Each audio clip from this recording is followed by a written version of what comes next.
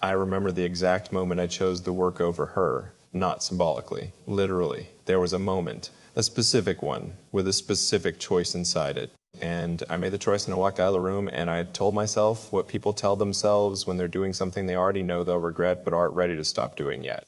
That it was temporary, that she would understand, that the version of us that existed on the other side of what I was building would be worth what the building was costing. I believed that. Or I performed believing it well enough that the performance became indistinguishable from the actual belief. I'm still not entirely sure which one it was.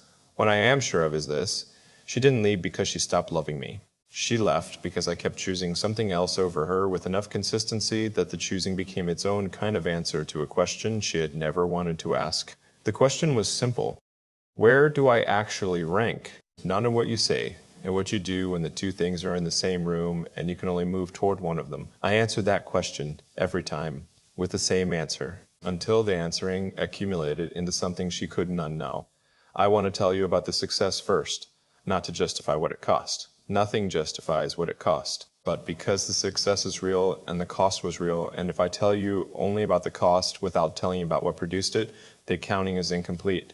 And the accounting has to be complete. That's the only version of this I'm willing to tell. I grew up with a specific hunger that certain kinds of early lack produce. Not dramatic lack. Not the kind that has a clear narrative of hardship and survival that can be pointed to and understood from the outside. The quiet kind. The kind that lives in small moments, in the specific texture of wanting things your family couldn't provide without it being anyone's fault. In the particular awareness, arriving earlier than it should have, that the world was arranged in a way that certain options were available to certain people and not to others, and that the difference between those people was not character or worth or deserving, it was resources. That awareness settled into me early, not with bitterness, with resolve. The specific, quiet resolve of someone who has identified a gap between where they are and where they intend to be and has decided, not dramatically, not with announcement, in the private interior where real decisions actually get made, that the gap will be closed. I decided, and I started closing it. The work came naturally. That's the honest version of it. Not that I was disciplined beyond normal capacity. Not that I had some unusual relationship with sacrifice that made the giving up of things easier than it is for other people. The work came naturally because the alternative, the specific version of staying still that I associated with accepting the gap as permanent, was more uncomfortable than the work. I wasn't running towards something, not at the beginning. I was running from something. The particular fear of arriving at the end of my life and finding that the gap had never closed, that I had lived inside the original conditions and never tested whether they were actually my permanent conditions or just my starting ones, that fear was louder than the discomfort of the work. So the work happened. She arrived in the middle of it, not at the beginning when the hunger was everything and there was no room for anything else. Not at the end. There is no end. I understand that now the work doesn't produce an end. It produces a new version of itself at every level. And the person who believed there would be an end was someone I was and am no longer, but not at any version of the end. In the middle, when I had built enough to feel the building was real, but not enough to feel it was finished. The worst possible time. Or what I understand now, looking back from the specific distance that looking back requires, to have been the worst possible time. She arrived when I was the most convinced of any version of myself that the work was the most important thing. And she was, from the first conversation, from the specific quality of how she was in that first conversation, from the way she listened to me in a way I wasn't accustomed to being listened to, immediately one of the most important things. The two facts existed simultaneously. For a while I thought I could hold both. I want to tell you what she was like. Not in the way that turns a person into a collection of appealing qualities. Not the specific version of description that someone produces when they're building a case for why they deserve to keep something they didn't keep. She was just more present than most people. That's the most accurate version, more actually there. In conversation, she didn't perform listening, she listened. The difference is detectable. Not always immediately, not always consciously, but it is always there in the specific quality of how someone's attention sits on you. Whether it is actually on you or on the version of you they are in the process of constructing in order to respond to it, her attention was actually on you, on what you were actually saying, not on what she was going to say when you finished. I had been in a lot of conversations by the time I met her, a lot of rooms with a lot of people. I had not experienced that quality of attention very often. It stopped me. In a specific way that things stop you when they arrive in a form you recognize as real, without having experienced it enough to be accustomed to it. She also had a relationship with her own life that I found, this is the right word, clarifying. Not because her life was more organized than mine, not because she had figured out more or arrived at a cleaner version of what she wanted, because she wasn't performing it. Her life was simply hers. The choices in it were hers, not the choices that looked right, or the choices that produced the correct impression when described to others, or the choices that followed the shape of what someone in her position was supposed to choose. Just what she actually wanted. Chosen because she wanted it. Lived because she had chosen it. There was no gap between the stated version and the actual version. I was attracted to that before I understood why. I understand why now. I had spent years living inside a gap between what I said I was doing and why I said I was doing it, and the actual truth of what I was doing and why. The stated version was about building something meaningful. The actual version, the one I was not ready to look at directly, was about proving something to a world that had suggested, early and through the specific language of material conditions, that I was someone to whom things were not available. I was proving it wrong. That's what the work was. Not entirely, not only, but significantly. And she, without knowing it, without intending it, simply by being someone who had no gap, held up something that let me see the gap I was living in. We were together for 3 years. I want to say that simply without weight, and let you understand that the simplicity is its own kind of weight. 3 years? Long enough to have moved past the beginning of things into the actual middle of them, long enough to have accumulated the specific knowledge of someone that only time produces, the knowledge of how they are on the mornings that are hard before they've had a chance to compose themselves, of what they sound like when they're genuinely happy versus performing happiness, of where they keep the things they don't show everyone. I had that knowledge, she had mine. That exchange, the specific mutual knowledge that time and presence and genuine attention produce, is not nothing. It's actually everything. I know that now. I knew it then in the way you know things you're not ready to act on. The work expanded in year 2. That's the version that is accurate without being complete. The complete version is that I allowed it to expand, that when the specific moment arrived, and it arrived, clearly, in a form that required a choice, I chose the expansion, not without conflict. I want to be honest about that. There was conflict, internal conflict. The specific friction of someone who can feel two things pulling in opposite directions and understands that the direction they choose will cost them the other one and chooses anyway. I felt that friction, and I chose anyway. What I told myself at the time was that I was building for us, that the version of the life I was constructing was one she would eventually inhabit with me, that the cost she was currently absorbing, the missed evenings, the shortened conversations, the particular quality of being in a room with someone who was physically present and mentally elsewhere, was temporary. Investment, that's the word I used inside my own head. Investment, as though the relationship were an asset that could absorb present cost and return future value if the fundamentals were strong enough. I reduced her to a category, not consciously, not cruelly, with the specific blindness of someone who has applied the logic of one domain so completely to their entire life that they've stopped being able to see where the logic doesn't apply. The logic of the work was the logic of delayed gratification. Sacrifice now, receive later. I applied it to us. And she was not an investment. She was a person, requiring presence now. Not later, now. And I kept offering later. The specific memory I return to, not often, but it returns when it wants to, regardless of whether I've invited it. It's a Tuesday evening, ordinary in every respect, except that it is now the specific kind of ordinary that ordinary moments become when you understand later that they were actually the last version of something you thought was permanent. We were in the same room. She was reading. I was working. Not unusually. That configuration, her reading, me working, the same room, the specific quality of parallel presence that had become the primary texture of our time together, was the regular version of our evenings by then. She looked up once. I didn't notice immediately. When I noticed, I was already back in the work. When I looked up, she was back in her book. The moment had passed. I told myself we would have another one. We did. Versions of that exact moment repeated across the weeks that followed, until the repetition had said something so clearly that even the specific willful blindness I had developed couldn't avoid it anymore. I was there, but I was not present, and she had spent long enough in the room with the absence of my presence to have learned to live inside it, and the living inside it had become, slowly, without either of us naming it, the actual architecture of what we were. Two people. In the same room. Alone. She didn't end it with anger. That would have been easier. Anger has a clear shape, a clear energy, something to push against, something that positions the ending as the product of a conflict, rather than the product of a slow and quiet and entirely preventable accumulation of small absences. She ended up with sadness. The specific sadness of someone who has arrived at a conclusion they didn't want to arrive at after trying with genuine effort and genuine love every available alternative to arriving at it. She said something I've thought about every day since. She said, "I don't think you're choosing the work over me. I think you don't know how to be anywhere that isn't the work. And I can't keep waiting for you to learn that while I'm the one absorbing the cost of the lesson." She wasn't wrong. I knew she wasn't wrong in the moment she said it, and I let her leave anyway, because I still didn't know how to be anywhere that wasn't the work. And the not knowing was the whole problem, and the whole problem was mine. The success came, more of it than I'd imagined, when the imagining was what kept me going. And I'm not going to tell you it felt like nothing, it felt like something. But the something it felt like was smaller than the space she had occupied, quieter than her presence, less warm, entirely unable to notice when I looked up from the work. Success has a specific smell. I don't mean that metaphorically. I mean there is a literal sensory quality to arriving at the level of it that you spent years treating as the destination. A particular texture to the mornings when the thing you built has become undeniable. When the numbers confirm what you suspected.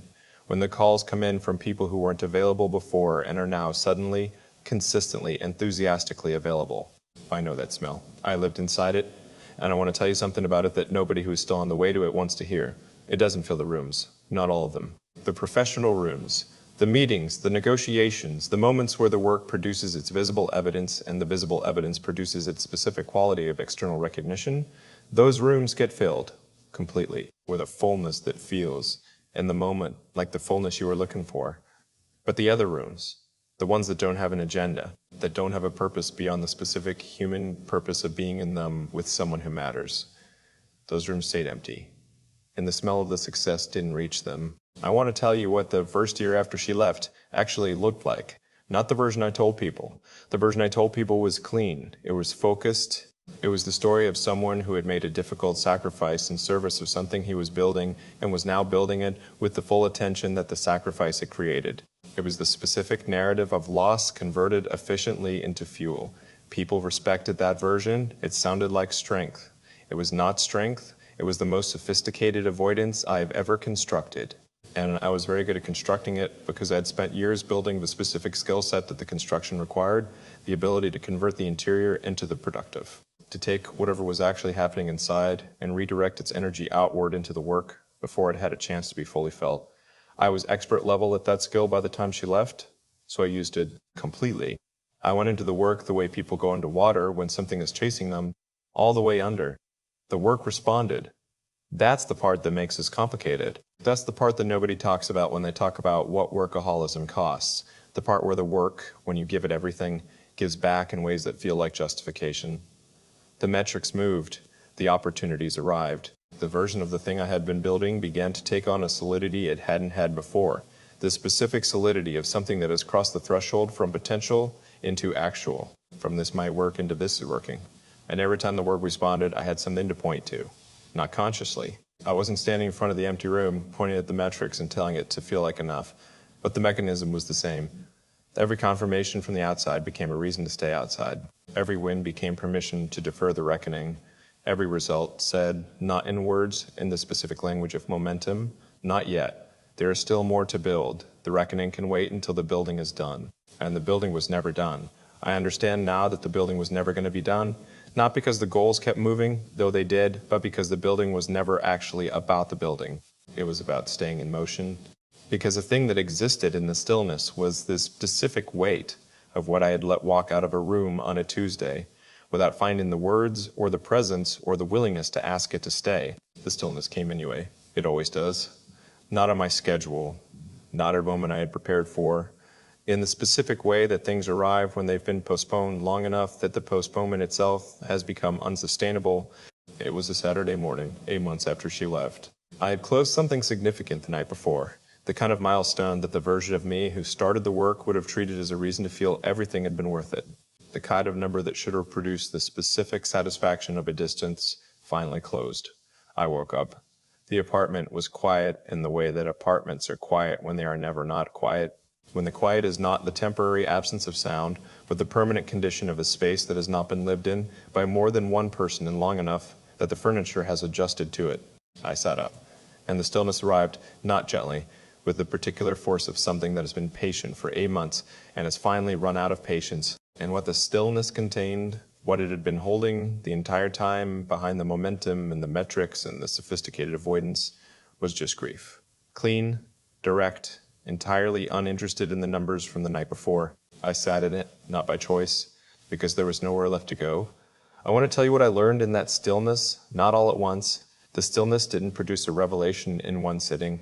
It produced the beginning of an honest inventory that took months to complete and is in some ways still being completed. But the beginning was specific. The first thing the stillness told me was this. I had confused the building of things with the building of a life.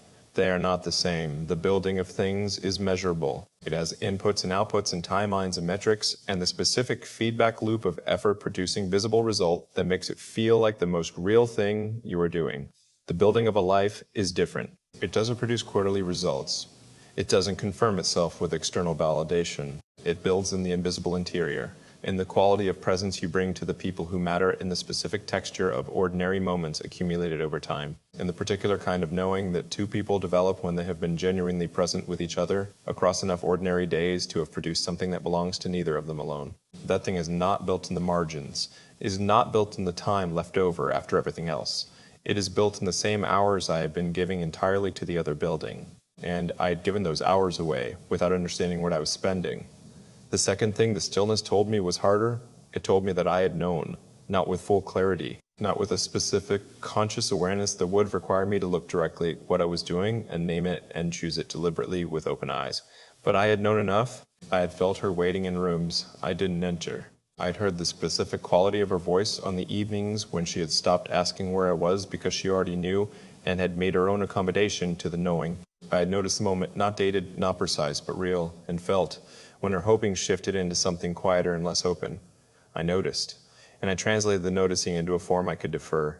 Later, when this is done, when I get to the other side of this specific thing, and the next one, and the one after that, I translated her into later, repeatedly, until she ran out of time to wait for later to arrive. That was not something done to me. That was something I did. The stillness was unambiguous about that.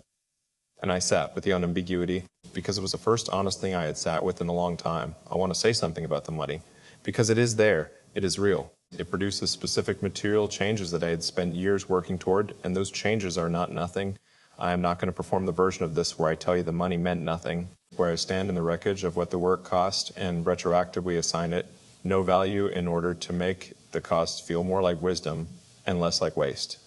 The money meant something. It still means something. It meant that certain fears that had been structural, built into how I moved, how I planned, how I experienced the specific anxiety of not knowing whether the floor would hold, those fears lost their teeth. That is real. I won't pretend it isn't. But here's what I also know now. The fears that the money resolved were fears about the external, about what the world could take from me, about whether the conditions I started in would be the conditions I stayed in. The money addressed those fears completely, and then revealed with the particular clarity that removal of one obstacle provides when it exposes the one behind it, that I had other fears, deeper ones, that no amount of external accumulation had the reach to address. The fear of being still, the fear of what the stillness contained, the fear that if I stopped building long enough to be fully present in something, I would discover that the presence was more than I knew how to sustain. That I would look at someone who deserved my full attention and find that my full attention had been given so completely to the work for so long that what remained for the other things, the human things, the unmeasurable things, the things that built lives rather than portfolios, was not enough. That fear. The money never touched, because the money couldn't reach it. Only presence could reach it. And presence was the thing I had been most consistently unavailable for. I started paying attention differently after that Saturday, not dramatically. Not with the specific overhaul that certain kinds of awakenings produce, the announced transformation, the visible pivot, the performance of someone who has learned something and wants to make the learning legible to everyone watching. Quietly, in a specific way that real changes happen when they're not being performed, I started noticing what I had been moving past. Not the professional things, those I had always noticed. Those I had systems for, attention for, the specific calibrated awareness of someone who understood that the work required presence and gave it presence accordingly. The other things, the things that had been in the periphery of my days, present, real, containing their own weight, while my primary attention was directed elsewhere. the way a conversation feels when you are actually in it, when the second track has gone quiet and the first track is running completely on what is actually being said by an actual person in front of you. I had not been in many conversations that way. I had been in many conversations not that way. The difference? Once I understood it from the inside, once I had sat in enough stillness to feel what actual presence felt like in contrast to its absence, was not subtle. It was the difference between being somewhere and just being near somewhere. I had been near a lot of things. I started trying to be in them. She reached out once, 7 months after she left, not to return. I knew immediately it wasn't that. Not with bitterness either, not with the specific account-settling energy that endings sometimes produce when enough time has passed to convert the grief into grievance. Just to ask how I was, in the particular way she always asked things. Actually wanting to know. I told her I was fine. The word came out before I had decided to say it.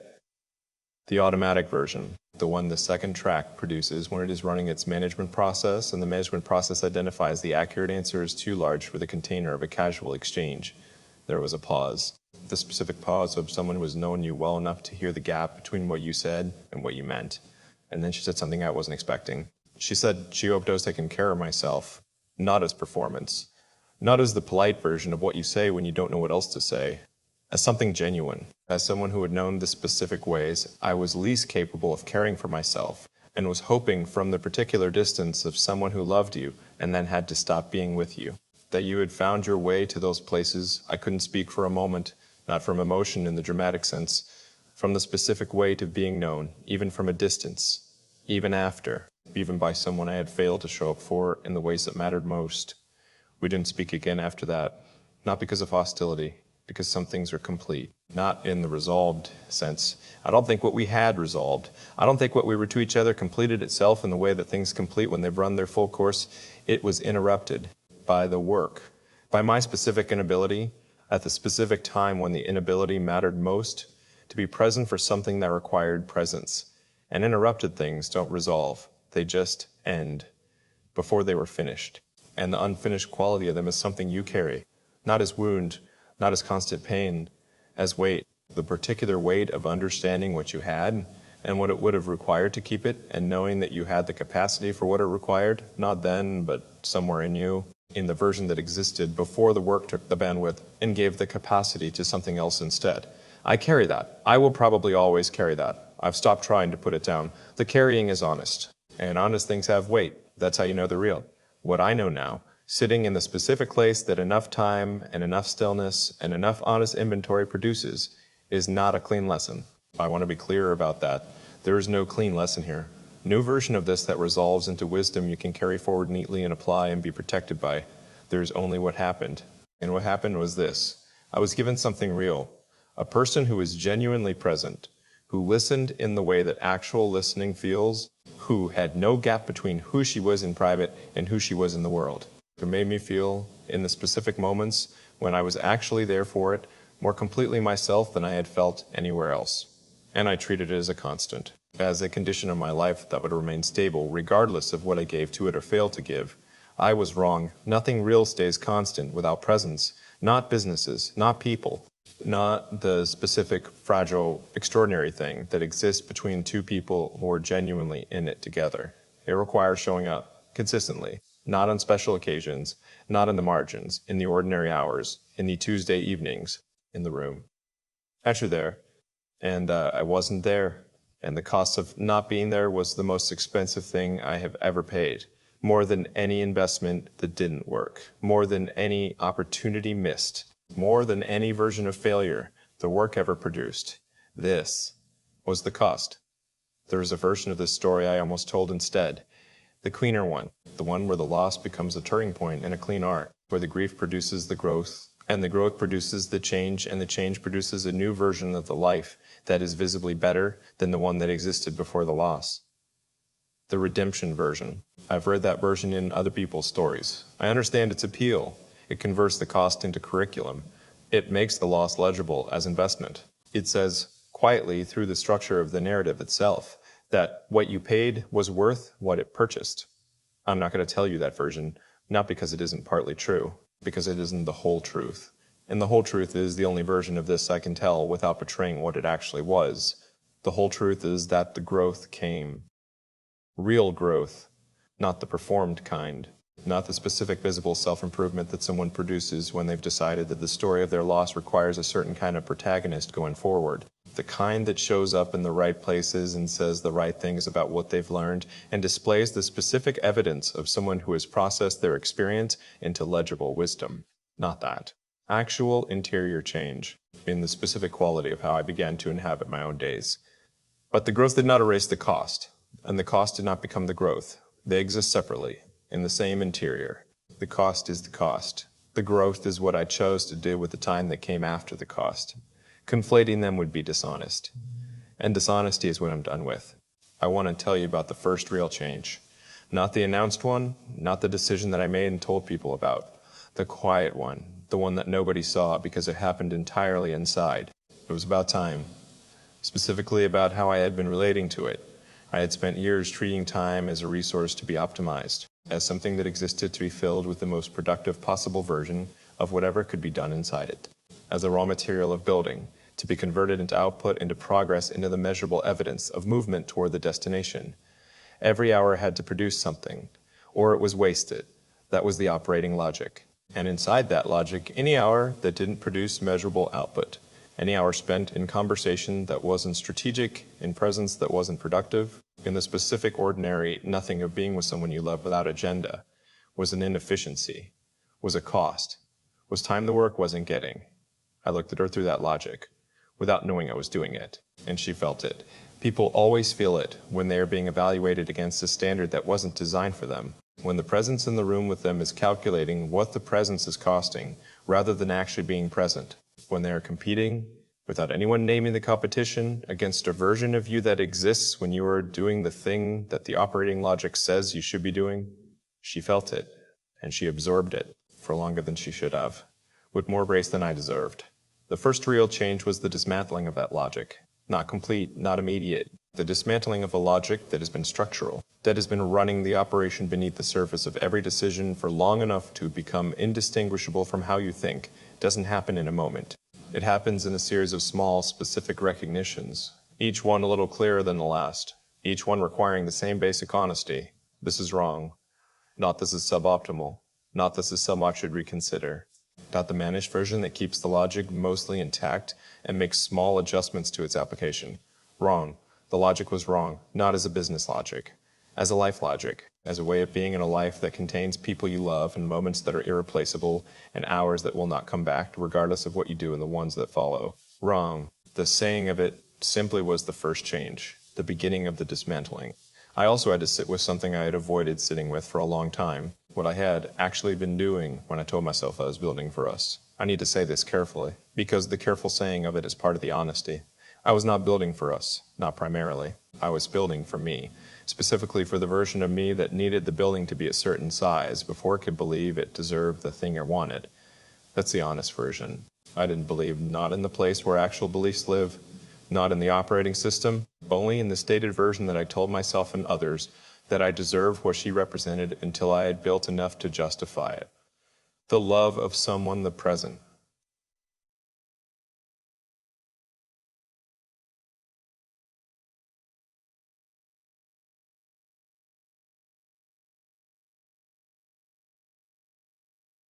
That fully arrived in whatever room she was in. I didn't believe I was that yet. And so the work was not just work, it was the construction of the version of myself that I thought would deserve her. And the specific tragedy of that, the tragedy I couldn't see while I was inside it, was that she wasn't waiting for the constructed version, she was there for the actual one, the one that existed before the building was done, the one that was already, in the specific ways that mattered to her, exactly what she needed. I was building to deserve someone who had already decided I was enough. And the building was taking me away from the person who had made that decision. That recognition arrived in the stillness, not gently, with the specific bluntness that honest things have when they've been deferred long enough to have accumulated force. I sat with it, not with the instinct to convert it into something actionable, just with it, with the particular quality of someone who has finally stopped running and turned to face what was behind them, and found that what was behind them was not chasing them. It was just waiting patiently for the moment when I would be still enough to see it. I want to tell you about the loneliness of success, Not as complaint. I am aware of the specific, unsympathetic quality that complaints about success carry. I am aware that the version of loss I'm describing, losing love while gaining the thing you were working toward, sits in a category that doesn't produce immediate sympathy. I'm not looking for sympathy, I'm looking for accuracy. And the accurate version includes this. Success at the level I reached it is isolating in a way that isn't discussed honestly very often. Not because the people around you disappear, because they multiply. And the multiplication is the isolation. Suddenly there are more people, more availability, more access, more interest from more directions, more rooms with more people in them who are enthusiastic about being in the same room as you, and all of it is inflected, all of it has, beneath the surface of the warmth and the interest and the availability, the specific quality of something that is responding to the success rather than to you. The you that exists beneath the success, the actual one. The one who wakes up at 3 a.m. in an apartment that is quiet in the wrong way. The one that has a specific laugh that only comes out in environments that don't require anything. The one that needs, actually, genuinely, to be known by someone who knew you before the knowing of you was worth anything to anyone.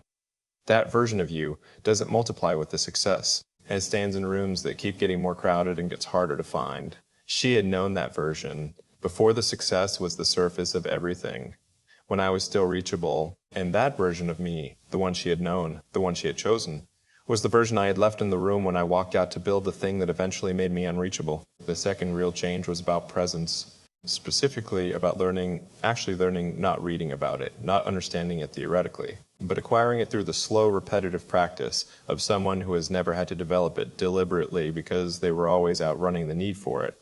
How to be in a room, not in the room while the primary attention is elsewhere. In the room, actually there. I started small, because the capacity wasn't there for large. I started with mornings, the specific early mornings before the day had assembled its requirements, before the phone had become the first thing, before the momentum of what needed to happen had taken over from what was actually present. I started sitting in those mornings, not productively, not with a book or a journal or a practice that could be pointed to and identified as the efficient use of a morning, just in them, in the specific quality of that hour, the light, the quiet, the particular weight of a morning that hasn't been asked to be anything yet. And I started learning slowly with the specific resistance of someone whose entire operating system is built around the conversion of time into output, that being in something without producing from it was not waste. It was different. It was the thing I had been too busy building to learn. She crossed my mind every morning for longer than I'll tell most people. Not as longing in the consuming sense, as understanding. In the mornings, in the specific quality of presence that the mornings were teaching me, I would understand something new about what I had missed when I was missing it. Not in hindsight as punishment, as education. I understood what she had been offering, not just love in the general sense, the specific quality of it, the presence inside it, the way she had been, actually in the room, every room, in a way that I had observed without understanding what I was observing. She had been showing me something without knowing she was showing me how to be fully in a life, not building toward it, in it. And I had been too occupied with the building to receive what was being shown. I also had to face something about how I love, the specific way I had been doing it. I love with conditions I don't announce. That's the honest version, not consciously, not deliberately, but structurally, in the actual architecture of how I had been moving through relationships. There had always been a version that said the love would be fully available once the building was done, once I had arrived at the version of myself that deserved the arrival of the full thing. Once the proving was complete. That conditional love looks like love from the outside. It has the right language. It shows up in the right moments. It is real in the sense that the feeling underneath it is real. But it withholds. It withholds the most important part. The present tense version.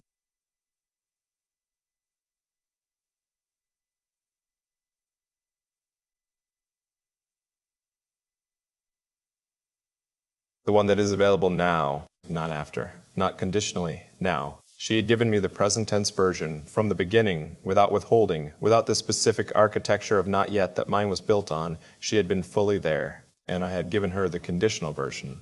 And the conditional version is not enough. It was never enough. And she had waited long enough to know that the condition was never going to be met, not because I couldn't meet it, because the condition was moving.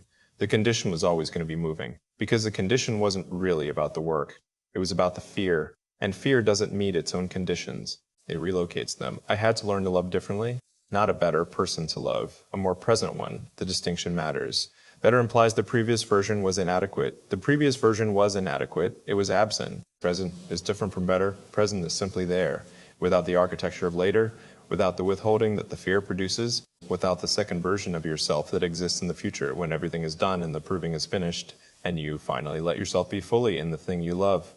That future version never arrives. I know that now. There is only now, and the now requires a specific quality of showing up. Not impressive, not earned, just there, completely. In the ordinary room, on the ordinary Tuesday, with the full version, not the later one.